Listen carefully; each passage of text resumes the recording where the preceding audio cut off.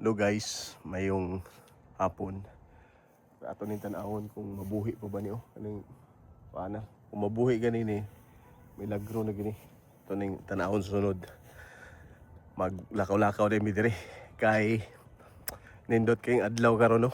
Sus, lain akong tingog ko. Murag bag-ong ulitaw. Aha ka ano eh. Inani pala sa Pilipinas nindot kay laglaagan. Malawag sa oras karon alas 8:48, apit na alas 9. Yan nindot kay kita mo ano. Grabe pang adlaw. Alas 9 sus. Kung hilig mga basketball ani nga mag-abang atong mga suga-suga, pwede na ka way suga. Di sila. Ya kung hilig kag laglaag adto pa sa Pilipinas inig out nimo or estudyante ka, lipay jud ka. Adto laag soroy, di ba? Diri mingaw kay mag-walking na sa ta. Lahi gini. Unay nakalahi diri sa Jamaica. So daghan mag-pollen karon. Pollen rains, falling downs. Nindot na kayong mga kahoy o tanawa guys. Green na gyud tanawa niyo. Di ba? Oh, kana. Oy, salamat dahil sa mga nag-follow na ko diya.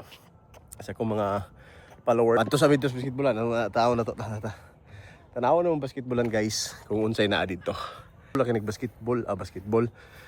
Eskwelahan sa elementary public school. No, so walking ra gid. Okay, amo tanawon to na may basketballan. Sunod nato entrada pohon basketball ta di ba? Puk. Shot. Awa na to. Oh. 2 minutes sa man ni. Believe juga ni guys kung kanina ani nga kahoy. Pero nabi gigubang kahoy ani nga anak ko anyam nang buhi. Kasi patay na gid siya ba? Kuya ilang kahoy diri. Ay kani siya. Ana, patay na siya. Agi sa season. Ay nako yung nakita nga na siya mga bulak. Mga ano, buhi pag siya. Sa tuan ni ani wa na magini. Patay marag buhi pag siya kay kuan pa gid yang ibabaw. Guys, sulod mi sa eskwelahan nila. Pero pwede naman pasudlan diri kay gabi naman. Pero hayag kayo pero. Pero sila. Okay.